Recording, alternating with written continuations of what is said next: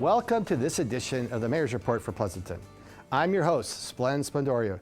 Joining me today is Mayor Jack Balch from the incredible city of Pleasanton. Welcome, Jack. Thank you. Appreciate being here. Always excited. All right, well, at the top of the show, we always give you your preference. What do you want to talk about? What do you want to share with our viewers? Yeah, I have quite a lot. I missed the show taping before this, so I'm going to take a little bit of Mayor's prerogative and talk about some things that are a little older for our viewers. But first and foremost, I'll start with just how awesome it is to see investment in Pleasanton still continuing. I know a lot of our viewers know we have a budget concern. We are watching our budget carefully and working to address that. But one of the nicest, coolest things is our new Don Lewis Harmonic Symphony art piece that came into our DeLucchi Park right next to the restrooms in downtown Pleasanton, if you know that park.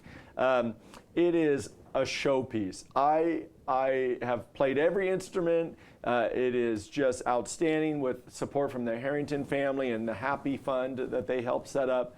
But we did the ribbon cutting and dedication on June 4th, right in time for our downtown Concerts in the Park series, which was the 5th.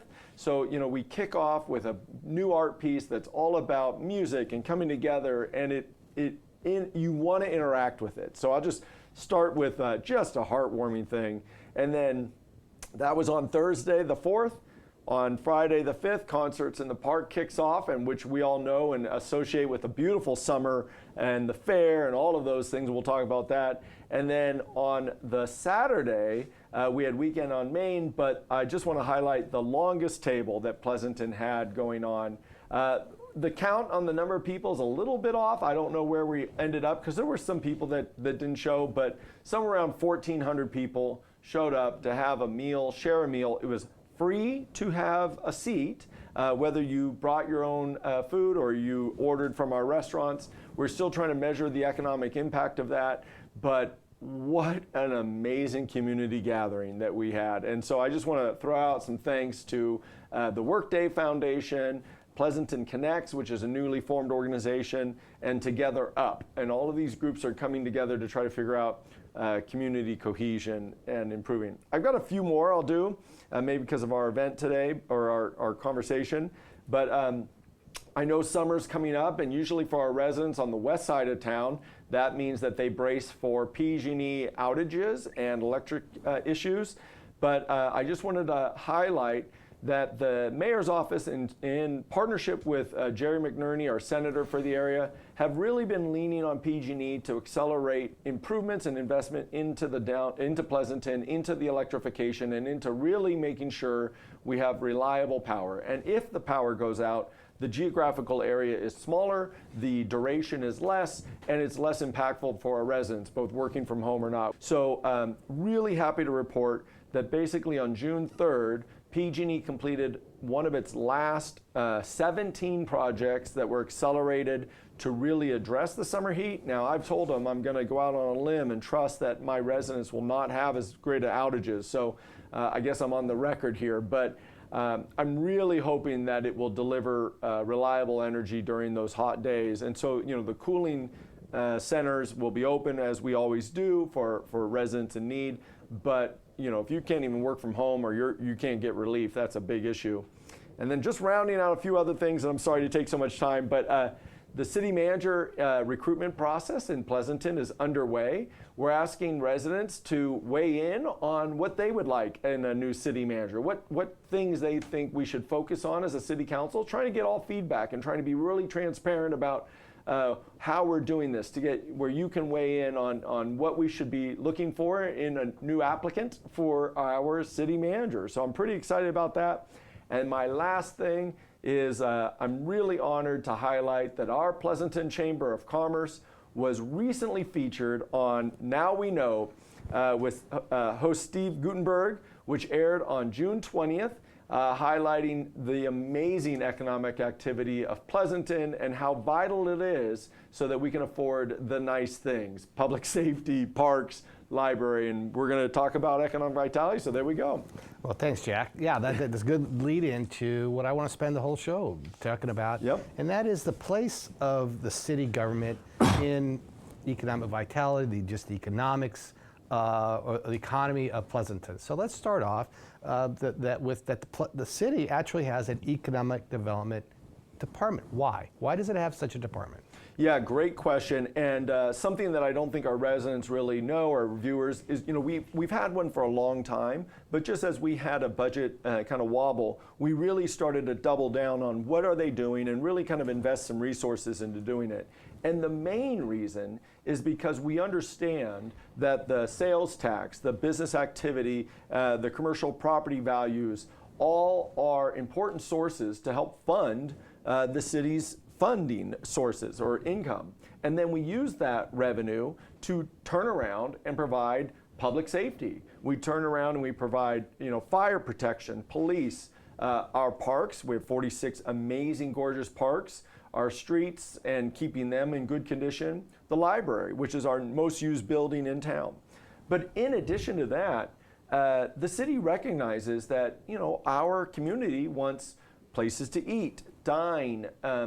Personally, my car had a little bit of a problem and I don't want to be driving too far to find a mechanic. So the economic engine of the city also is providing services to residents, but it's also providing kind of the whole ecosphere so that you can have work and live and play in our city, right? If we're missing a segment of the area, maybe we, for example, don't have a home improvement store, well, where do you go to do that, right? And so we're trying to provide, a holistic approach to it. So the city's economic development department came about back in the day to try to really recruit and retain those industries that we want, help and support those we have, help them grow. If we can keep them here and have them grow with us. And one of the elements that came out of the recent kind of investment in our economic development department is the Pleasanton Playbook. And what we discovered was when we laid out all of the process to get a permit in Pleasanton to open a business, well, there were some things we could do differently to make it a little less cumbersome, right, or less cumbersome. And so navigating permitting, navigating market conditions, navigating where we don't have service deserts, in near our mall area, there's not a grocery store until Costco moved in, if you're a Costco member, obviously. And so that whole element of, well, where do those residents get their groceries? And how do we prevent deserts of services in our community so that our residents can, like I said, live, work, and play? All right. Well, Jack, we're going to get a little bit more detail about the retention and attraction, things like that. But let's talk about the department itself. Like, it obviously has a staff. Can you maybe help us learn who they are and what they do? Yeah, so in the past it was a bit more nebulous. Lisa Damos was our only individual in the department. It was a department strong and mighty of one. But with the new reinvestment, we now actually have two people that are working on it, which is outstanding. We've got, I want to get the titles right here, Deputy Director Melinda Dennis and Economic Development Manager Abraham Salinas. And so both of them are tasked with exactly what I said. If you've got a challenge where your permit is and how to get a permit and what type of permit you may need, or even like, hey, I want to grow my business here. How do I find new locations? They're the two that you can reach out to. And the beauty about going to them, and I should maybe have highlighted this, is that they will then be able to use their expertise to know whether they need to go to the planning department, the building department, or maybe somewhere else in our city. Maybe you've got an issue with landscape maintenance or something. And so they can kind of cut across that. But they also, if you want to expand your business, they will know where can you locate. We don't want a heavy industrial industry next to a residential or daycare, right? And so we have zoning to set up for that, and they can help guide businesses through that. They work with Hacienda Business Park and the Chamber and the PDA to try to know those opportunities so that they can be a resource to anyone. I know, Jack. So if you have a business that's either looking to locate here or just wants to grow here, or you got or anyone who wants to start a business here, there's an entire set of pages on the City of Pleasanton website, and there's phone numbers. So to get a hold of Melinda or Abraham is the right answer because they're going to work within the city to help you grow, start your business. And and our intent, and I'm hoping that we achieve it, is that they can shepherd you through the process, right? They're not necessarily the ones processing your permit, but they can make sure you know that after your permit, then you need maybe something else or to do something else, and they can guide you through that. So they're guides or shepherds to try to have an expedited process to be able to get your business up and running. All right, so let's talk a little about business retention. Yeah. Let's talk about how the department works with businesses to help them grow, attract employees, or heck, maybe retain employees, which sometimes can be difficult for business.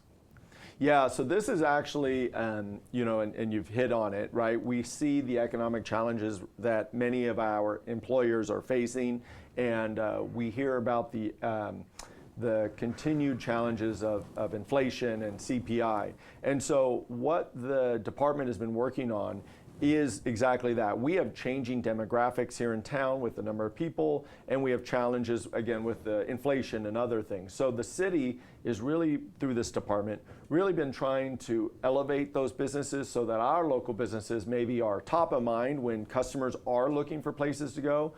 We have a business spotlight series. It's called In Pleasanton with social media channels. We've got newsletters we're doing out.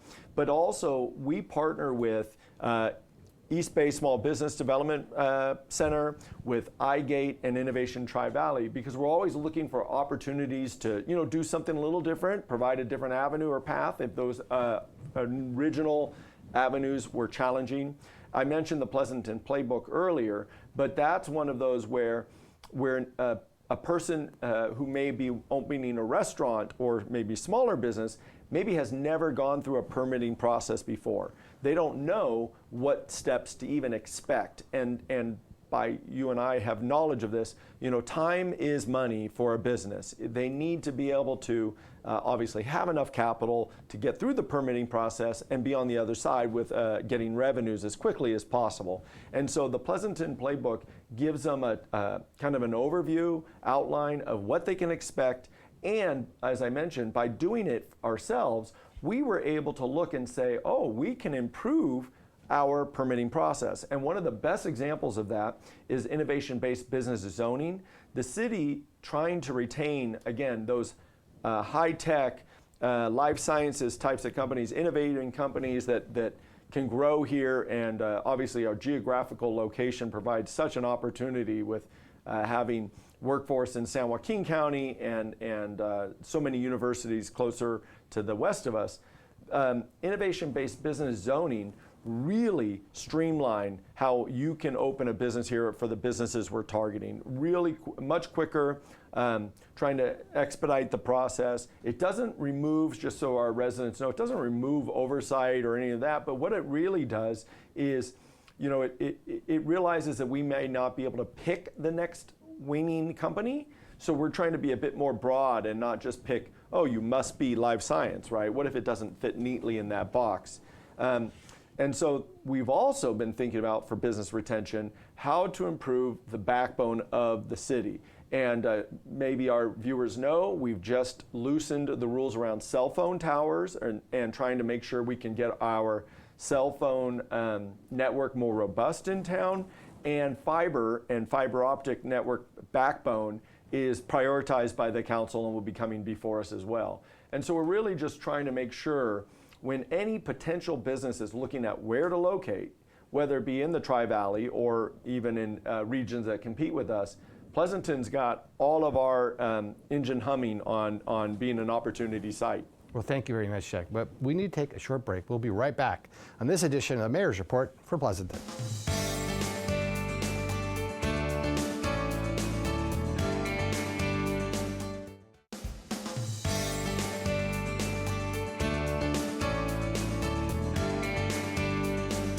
Welcome back to this edition of the Mayor's Report for Pleasanton.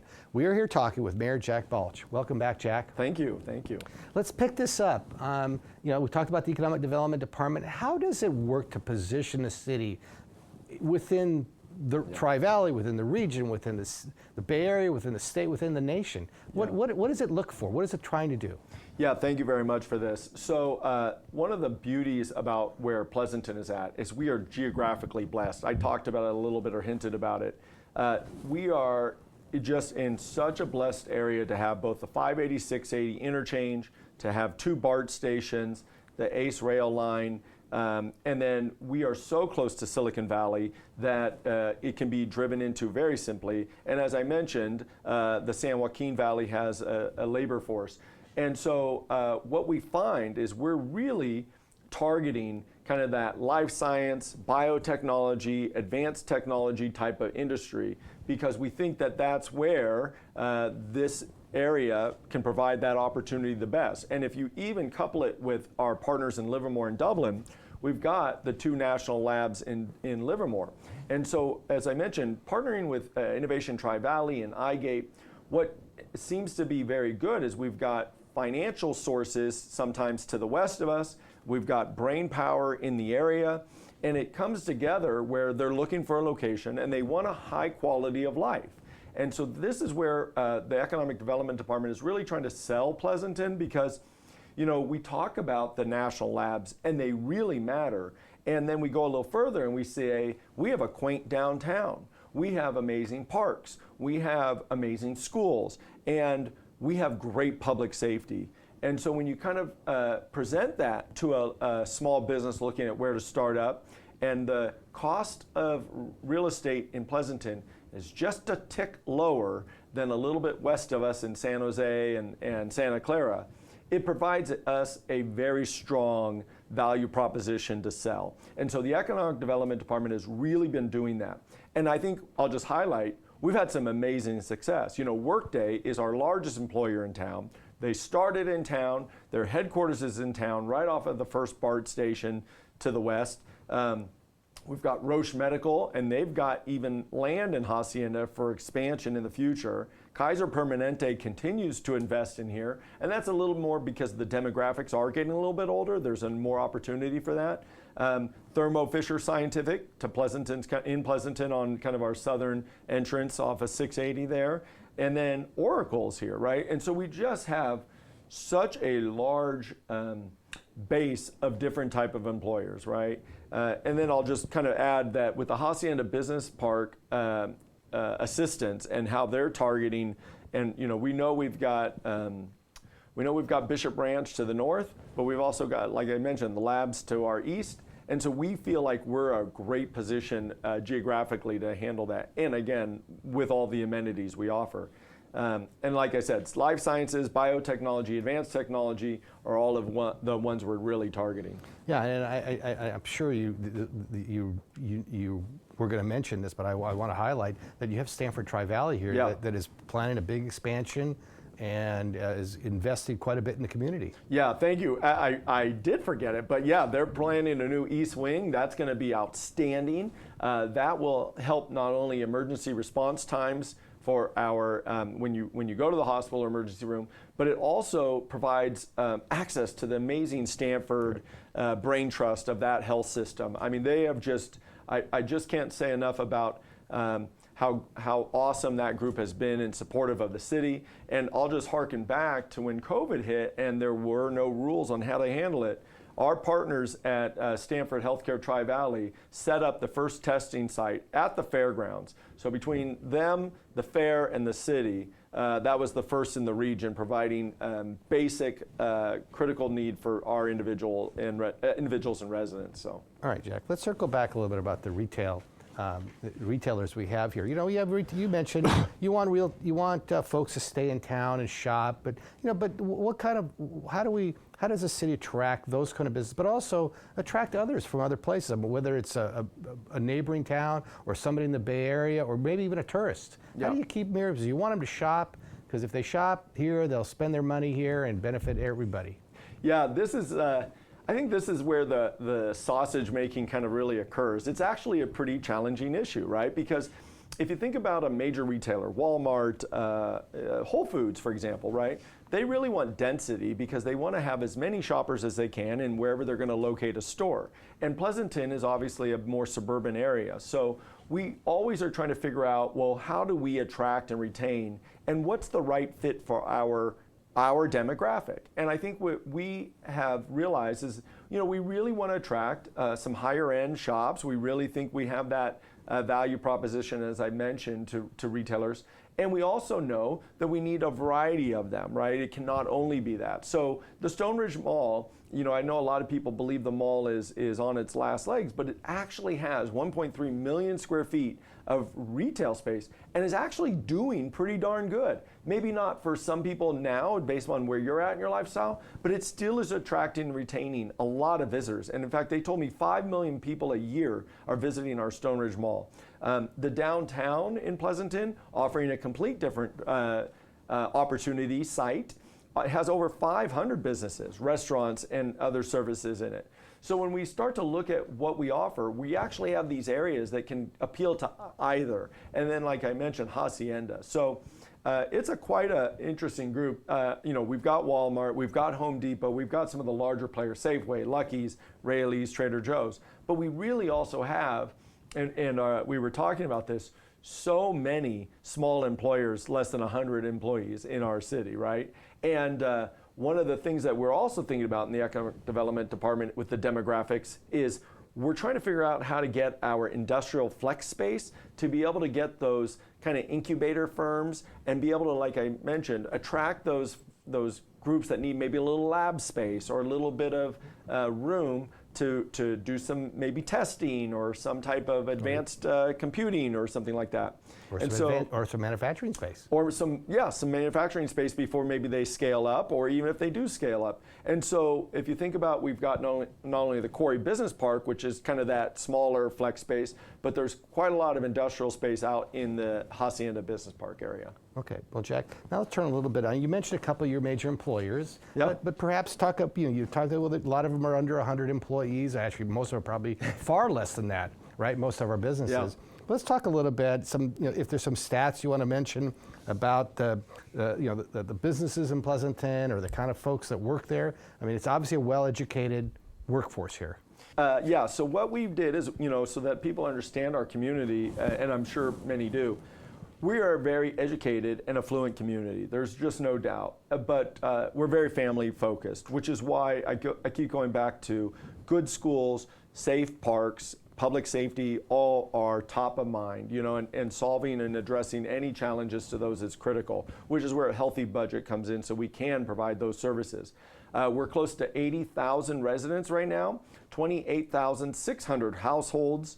More than 70% of our residents hold a bachelor degree or higher, which is pretty darn impressive. We have also, low unemployment with heavy concentration in professional, scientific, technical, and management occupations. And I think that's exactly what you and I would think about when we do it.